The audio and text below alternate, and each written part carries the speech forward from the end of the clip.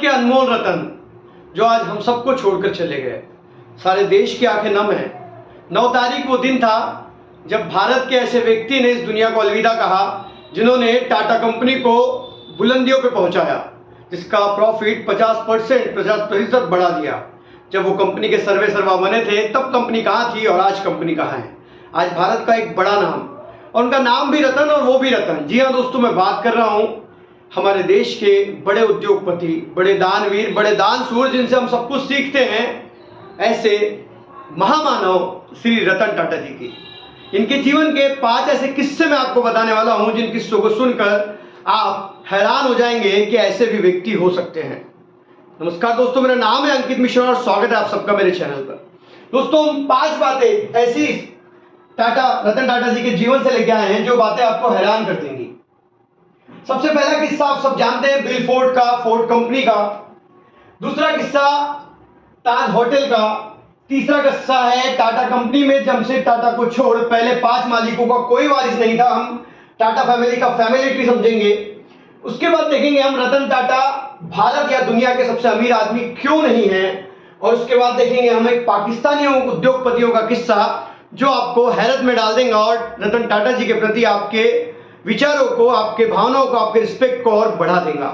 दोस्तों, रतन टाटा जी जिनका जन्म भारत में हुआ, टाटा फैमिली में हुआ, मैं उनके जन्म के बारे में बात नहीं करना चाहता। उनका मृत्यु 86 ईयर ओल्ड में हुआ जब तक वो काम करते रहे। उनके कुछ कोट मैंने यहाँ पे लिए हैं। मैं सही फैसले लेने में विश्वास नहीं करता, बल्कि फैसले लेकर उन्हें सही साबित कर देता हूँ। रतन टाटा, यदि आप खुद को प्रोत्साहित करना चाहते हैं तो आप हमेशा नई चीजें जानने के लिए उत्सुक रहें। ये भी रतन टाटा जी के ही विचार हैं कि आप फैसले बोलते हैं, फैसले सही लो, लेकिन उनका मानना था कि पहले फैसले लो और उसे सही साबित कर दो। दैट्स अ स्पिरिट, और स्पिरिट था रतन टाटा जी में। दोस्तों, 99 की बात है। 1999 में, एक्चुअल में 1901 में टाटा सन्स के चेयरमैन बने थे रतन जी टाटा। 1999 में उन्होंने गाड़ी बनाने के बिजनेस में अपना हाथ डाला और अपनी पहली गाड़ी लॉन्च की जिसका नाम था इंडिका। इंडिका गाड़ी चल नहीं रही थी और वो घाटे में जा रही थी, इसलिए रतन टाटा डेट्रॉइट जाते हैं फोर्ड कंपनी के मालिक से मिलने के लिए और उन्हें ये कहने के लिए कि हमारी जो घाटे में जाने वाली कंपनी है उसका आप अधिग्रहण कर लें। जब अपनी टीम के साथ वो बिल फोर्ड से मिलते हैं और बिल फोर्ड को कहते हैं कि हमारी कंपनी आप ले लीजिए, तो बिल फोर्ड कहते हैं कि मैं आपकी एक कंपनी लेकर आप पे एहसान कर रहा हूं। जब आप धंधा कर नहीं सकते, जो धंधा आपको आता नहीं, तो आप इस धंधे में आए ही क्यों। और ये बात रतन टाटा जी के दिल को लग गई और वो अपनी टीम के साथ वापिस आ गए। उसके बाद उन्होंने इंडिका पे काम किया और आज आप खुद जानते हैं कि भारत में बेस्ट सेलिंग गाड़ियां टाटा कंपनी की है जो दुनिया में भी नाम कर रही हैं। लेकिन वक्त का पहिया ऐसा घुमा कि 2009 में यही बिल फोर्ड की लैंड रोवर कार दिवालिया हो गई और तब ये बिल फोर्ड अपने टीम के साथ भारत आए और भारत आने के बाद रतन टाटा जी को कहा कि आप हमारी कंपनी का अधिग्रहण कर लीजिए और ऐसा कर कर आप हम पे एहसान करेंगे। मतलब किसी चीज का बदला लेना है तो जबान से मत लीजिए, बल्कि कुछ ऐसा कर डालिए कि सामने वाला शर्मिंदा हो जाए। और वही किया रतन टाटा जी ने और लगभग 9,600 करोड़ रुपए में लैंड रोवर कंपनी अधिग्रहित कर ली 2009 में।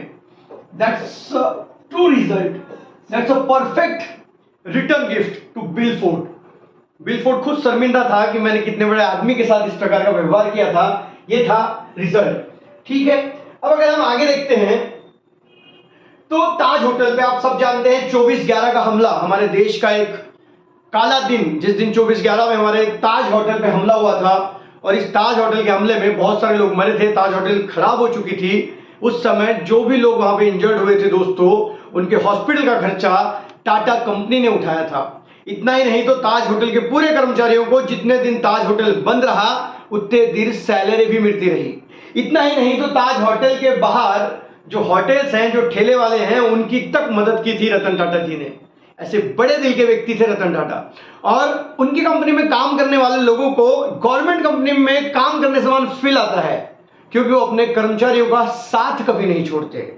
और ये किस्सा भी मशहूर है कि रतन टाटा जी ने उस समय किस प्रकार से अपने कर्मचारियों को सपोर्ट किया, किस प्रकार से उनका पेमेंट किया। टाटा कंपनी में जमशेद जी टाटा को छोड़ पहले 5 मालिकों का कोई वारिस नहीं है। हम इस डायग्राम को समझेंगे, थोड़ा सा कंफ्यूजन होगा, लेकिन आप ध्यान से देखिए।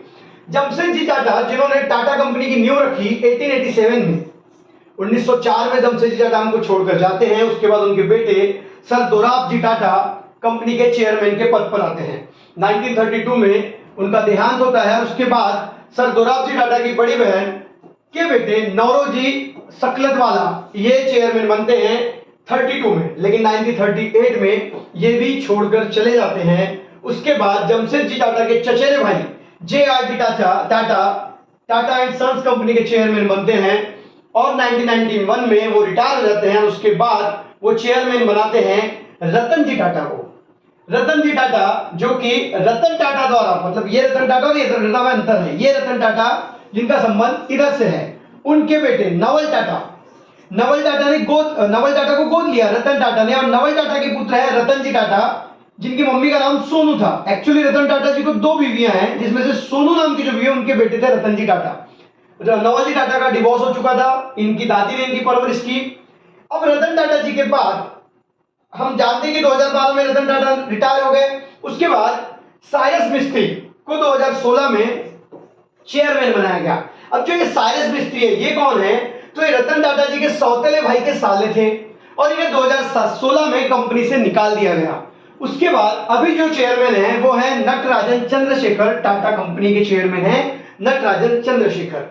ये वीडियो को आप फिर से देखिए पॉज करके, आपको समझ में आएगा किस प्रकार से यहाँ पर उनका टी डायग्राम है। तो आप देख सकते हैं कि 5 वारिस जिनको कोई किसी प्रकार की, अब रतन टाटा जो हैं उनने भी शादी नहीं की है तो उनकी भी कोई औलाद आगे नहीं है, उनकी भी कोई विरासत आगे नहीं बढ़ने वाली है, लेकिन कंपनी तो आगे बढ़ते रहेंगी क्योंकि कंपनी का काम ही कुछ अलग लेवल का है।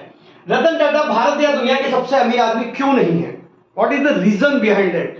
तो आप सब जानते हैं कि रतन टाटा बहुत बड़े दानवीर थे, दानशूर थे। अब हम इसको अंबानी से कंपेयर करते हैं।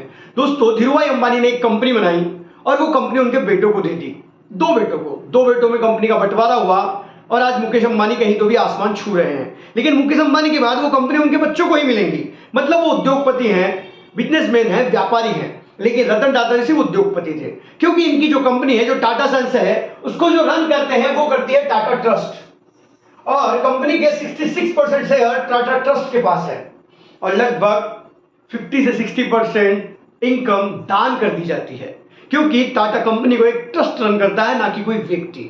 और इसीलिए रतन टाटा कभी दुनिया के या भारत के सबसे अमीर आदमी नहीं बन पाए, क्योंकि कंपनी के हिसाब से, ट्रस्ट के हिसाब से चलाई जा रही है। और जितना पैसा तो इन लोगों के पास है उतना तो वो शायद दान कर चुके हैं। इतने महान थे हमारे रतन टाटा जी। उसके बाद का पॉइंट है दोस्तों, पाकिस्तानी उद्योगपतियों का किस्सा। एक बार की बात है, होटल रिनोवेट करने के लिए रतन टाटा जी ने एक टेंडर मंगवाया कि हमारे होटलों को रिनोवेट करना है। उस टेंडर को 2 पाकिस्तानी उद्योगपति लेना चाहते थे।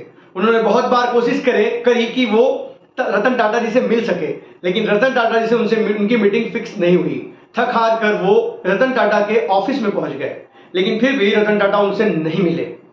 उसके बाद वो दिल्ली पहुंचे और दिल्ली एम्बेसी से एक मंत्री, केंद्रीय मंत्री के द्वारा रतन टाटा जी को फोन लगाया गया और कहा गया कि इन दोनों उद्योगपतियों को आप चांस दें, इनके बारे में थोड़ा सा सोचें। तो उनका कहना था कि आप निर्लज्ज हो सकते हैं, आपको कोई लज्जा नहीं है, लेकिन मुझे लज्जा है।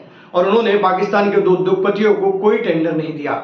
ये बातें सुनकर मेरा सीना गर्व से चौड़ा हो गया कि ऐसे महान व्यक्ति आज हमारे देश से तो जा चुके हैं, लेकिन कहीं ना कहीं उनकी जगह इस हार्ट में मरते तक रहेंगी और इस देश का हर व्यक्ति जब तक देश है तब तक उनको याद रखेगा। दोस्तों, इतना ही नहीं तो टाटा सुमो कंपनी इन्हीं की है और सुमो की बहुत बड़ी डिमांड पाकिस्तान से आई थी, लेकिन वो डिमांड भी टाटा जी ने पूरी नहीं की और साफ मना कर दिया कि मैं पाकिस्तान को गाड़ियां नहीं देता।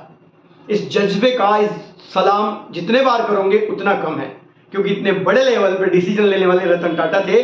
उनके लिए पैसा धन दौलत से पहले था खुद का देश। और आज हम कई लोग देखते हैं जो देश से बढ़कर मानते हैं पैसे को, और उसके लिए वो किसी भी हद तक जाने के लिए तैयार है। ये 5 किस्से आपको अच्छे लगे होंगे तो वीडियो को लाइक करें, और रतन टाटा जी के बारे में आप क्या सोचते हैं, आपको कितना रिस्पेक्ट है, ये कमेंट करके जरूर बताएं। मिलेंगे अगले वीडियो में, तब तक के लिए अलविदा। जय हिंद, वंदे मातरम।